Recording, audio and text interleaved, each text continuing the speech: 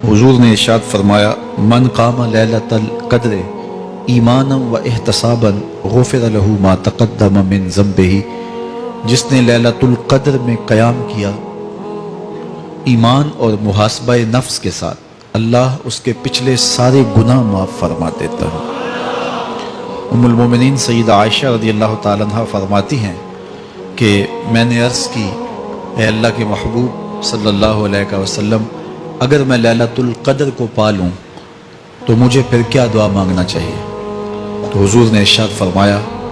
اگر تم لیلۃ القدر پالو تو یہ دعا مانگو، اللہم انک عفو تحب العفو فاعف عنی،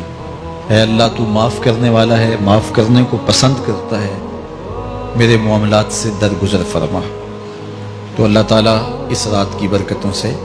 ہمیں اپنی پناہ میں، امان میں، حفاظتوں کے حصار میں رکھے۔